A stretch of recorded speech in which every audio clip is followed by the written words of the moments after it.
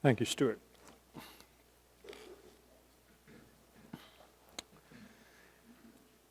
Well, many of you will know of the show Mission Impossible. Older members of the congregation will remember the television program from, I think, the 60s. Younger members of the congregation will know the spin-off film series with Tom Cruise. When I first moved to Canada, I remember reruns of the old television series, and each week the show would open with the IMF agent, the Impossible Mission Force agent, usually Jim Phelps, getting the team's next assignment on a tape. And he'd usually get an envelope with pictures or some other details. The tape message, it always began the same way. It said, "Good morning, Mr. Phelps. Your mission, should you decide to accept it, is..." Then they would go on and it would tell about the mission. And then it would always end in the same way. "This tape will destruct in 5 seconds." And so then Phelps would get the IMF together, the Impossible Mission Force, and their seemingly impossible covert operation would be carried out, and a dictator would be removed, or some evil organization was put in their place. All these sorts of things happened. Well, as I was reading Ezekiel this week, it struck me that this is a bit like Mission Impossible. I couldn't help but think that what was prophesied was kind of impossible. So Ezekiel, he's brought out, and he's brought out by the Spirit, we're told, into this valley. And in the valley there are tons and tons of dry bones. It's specified that they were very dry. Suggests that these people were long dead. And the Lord asks Ezekiel, "Mortal, can these bones live?" And Ezekiel's first thought must have been, well, not likely. Mission impossible. Because everybody in Ezekiel's day knew that death was death. There was no coming back from it. We're hundreds of years before Jesus and the resurrection ideas that have influenced all of our thinking. And the general belief in Ezekiel's day was that when a person died, they died. And they believed that their shade, let me call it that, because I don't want to call it a soul or a spirit or whatever, because we're not quite sure how they understood that, but their shade went to the underworld. And that was it. The Jews called that place Sheol. And Sheol was kind of a murky place. It was gray. It was mediocre. Shades didn't do much there. They didn't have the vibrancy of life that we have on earth. And one thing that everybody knew beyond a shadow of a doubt, there was no coming back. Once you went there, there's no return. And actually, if you ever study ancient Near Eastern societies and cultures, they, along with the Hebrews, they made up a phrase for this place, and they called it the land of no return. The land of no return. And sometimes it was depicted as a great underworld sort of prison, with great gates that barred any of the shades from getting out and ascending back to earth. Ezekiel, he knows all this stuff. And so when God asks, "Mortal, can these bones live?" I'm sure he was thinking, no, impossible. But then Ezekiel also knew God. And he had an understanding of God and the power of God. And so when he's asked this question, "Mortal, can these bones live?" he replied very wisely. He said, "Lord, You know. And then the Lord asks Ezekiel to prophesy to the bones, that they would be gathered bone to bone, and sinews would be joined onto them, and then flesh would be attached to them. And Ezekiel did as the Lord commanded. And then came the important ingredient, the ruach. In Hebrew, it's ruach.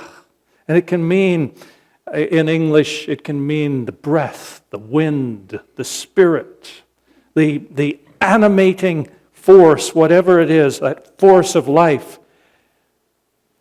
God says, prophesy that the ruach will come into these bodies. And so Ezekiel says, I prophesied as God commanded me, and the ruach came into them, and they lived, and they stood on their feet, a vast multitude. And the impossible became possible. And in this dream or this vision or whatever it was that Ezekiel was experiencing, God had revivified these old, long dead, dry bones, and they were now living people. The power of God at work. And what seemed impossible was very possible with God. Now we can understand that in different ways.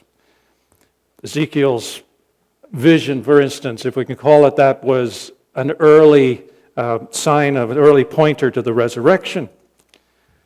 But it suggests more than that, maybe, that God was not only God of the heavens, not only God of the heavens and the earth, but God was the God of all realms. It suggests that God holds the keys of life and death. Now remember that imagery about the underworld, that it was a prison and there were gates? Keys are very important. God holds the keys of life and death. And remember when Jesus, he quotes Isaiah, and he says this, the Spirit of the Sovereign Lord is upon me. It's at the beginning of Jesus' ministry.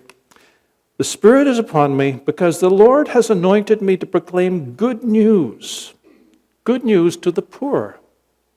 And he has sent me to bind up the brokenhearted, to proclaim freedom for the captives and release from darkness for the prisoners. You think that means that people are getting out of Kingston Pen? It's about another prison. And the gates would be opened.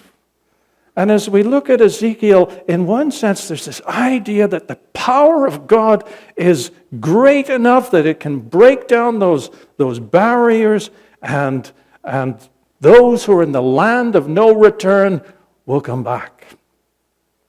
A foretaste of what's to come in Jesus. But there's a lot more to this story, a lot more to Ezekiel's vision, because it had more immediate and concrete and historical connections. Now, the vision was a metaphor for what God was about to do with the Jewish people. Here are a bunch of people. They have strayed far from God, and God had used the Babylonians to overwhelm Judea and Jerusalem and the temple, and the people were carried off to exile, and many were enslaved, and they languished in Babylon, and they were longing for better days, the days that they were used to in Jerusalem, the glory days of their ancestors.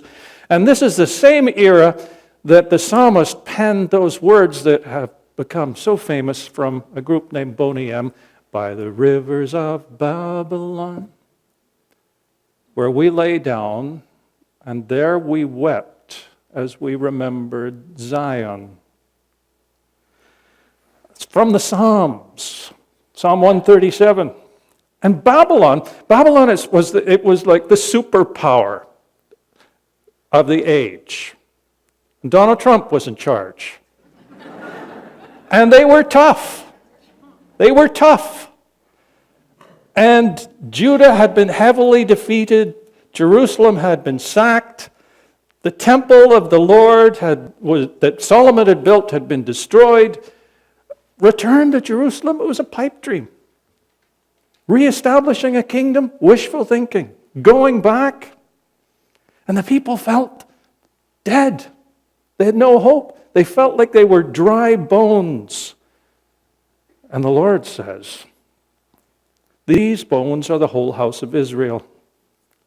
And they're saying, our bones are dried up and our hope is lost. We're cut off completely. But I'm going to open your graves and bring you up from your graves, and I will bring you back to the land of Israel, and you will know that I am the Lord when I put my ruach in you, and you shall live, and I will place you on your own soil.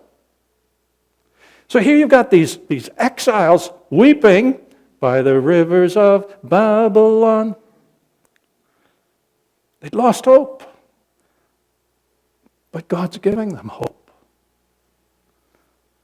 Hope's a wonderful thing, you know. When we have hope, there are people who say that we have a lot that will give us life, but when we lose it, trouble can lie ahead. Alexandra Levine, Dr. Alexandra Levine, wrote once in the LA Times about an experience she had as a medical student. And she wrote about this 55-year-old woman who came into the hospital. She had a lesion in the right upper lobe of the lung. And she was basically well and asymptomatic. She spent a week undergoing diagnostic tests. And during that time, Dr. Levine said she and other members of the staff got to know her and said she was just a real dynamo, vibrant, eager to help, friendly, and she became an extra pair of hands on the ward, and she helped to pass out meal trays and ran minor errands, and she says we all came to love her. But when the tests came back, it meant surgery. And during the operation, she was found to have, and I don't know these terms, there'll be some here that may know them better than I, squamous cell carcinoma that had already invaded the mediastinal nodes. Basically, nothing could be done. They had opened her up, and they closed her. A little later, the resident and some of the juniors the interns went into the woman's room, and the resident stood by the side of her bed and said, well, it's cancer and we can't do anything. We've just closed you up. We opened and closed. And she said to him, opened and closed? And he said, yes, we couldn't remove it. We just opened and closed. And she kept repeating these words, and he kept nodding, confirming what he had said. And eventually she said, you mean the cancer's still in there? And he said, yes. And she closed her eyes, and she said she was tired, and the team walked out of the room. Well, Dr. Levine said she went back into the room a little later, and this woman wasn't the same person as she was before. And she said, I was too young and inexperienced to know what to do.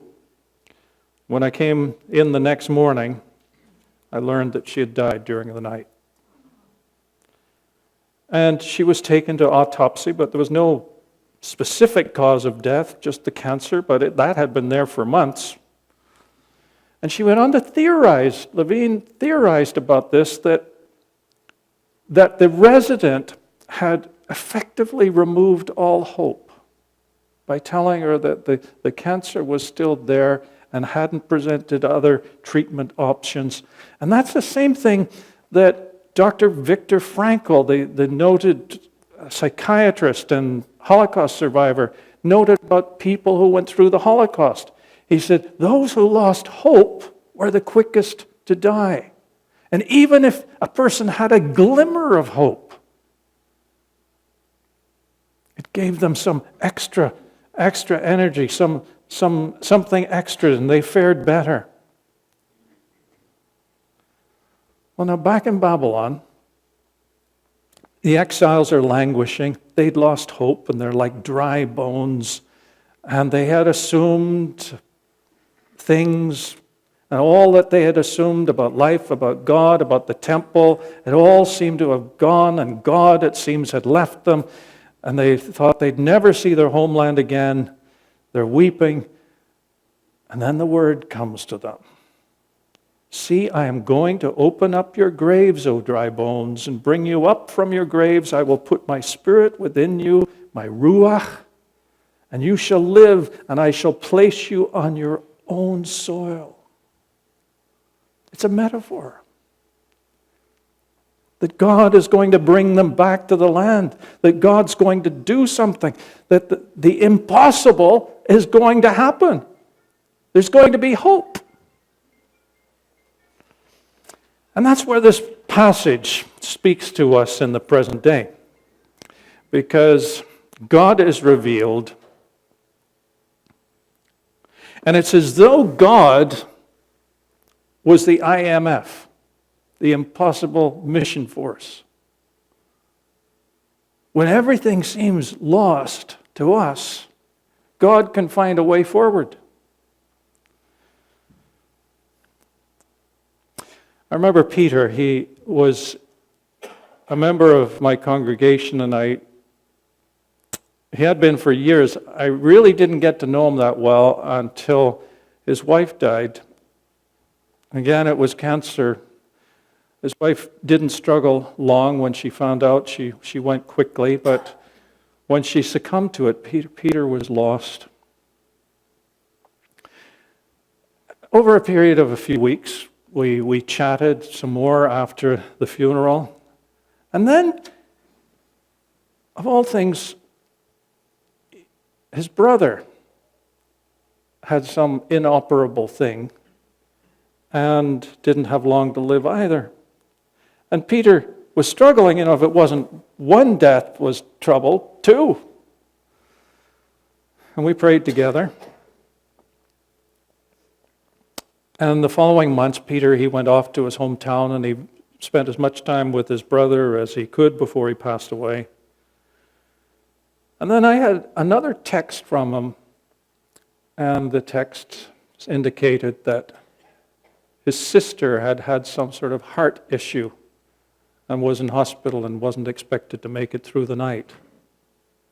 And she didn't.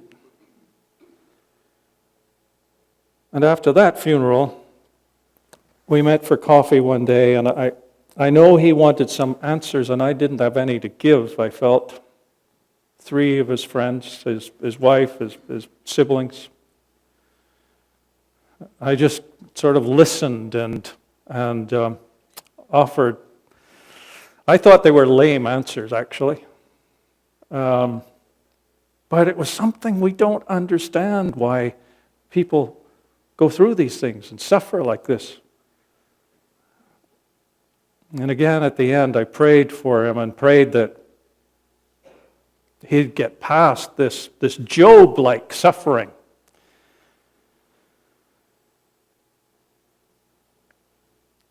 When things are at their bleakest and joy seems impossible, God. Sometimes there can be transformations and resurrections, because God is a God of possibilities. If you know your Old Testament, Sarah, the wife of Abram, at old age, God promises her a child, and she laughs. She laughs. But with God, as Matthew and Luke tell us, all things are possible, and hope abounds. And that's what this grand metaphor from Ezekiel says. I'm going to open up your graves, bring you up, and I'll put my spirit within you, and you shall live. Funny thing, Peter called me up, and it must have been some 6 months after that last conversation. And there was a lightness in his voice that I hadn't heard in quite a while. And I said, "What's going on? You sound great." And he said, "Well, I've met someone." And he started to tell me about this woman that was new in his life and a wonderful person, and that they'd started a relationship, and I just thought, a light has shone in his darkness. Now, finding someone new may not be an overly spiritual thing, but maybe we shouldn't separate spirit and life as much as we do. And God can work in the concrete as well. And somehow Peter gained some hope. And what had seemed in just a few months earlier as a very dark place and impossible, hope, joy. Sometimes we need to look up to the one who makes all things possible, because some of us face trials, and some of us face struggles, and some of us face difficulties. Sometimes it can be internal, our own stuff, our own faux pas, our own sin. Or it can be a dream that we have that's broken. It can be from outside too. It can be maybe we have to care for someone, and it's endless. It can be a relationship, concern over our own health. But sometimes when things are at their darkest, when we've no hope, when the old bones are very, very dry, the Lord comes along and says, "Can these bones live?" You betcha. Doesn't mean we won't have struggles, but can these bones live?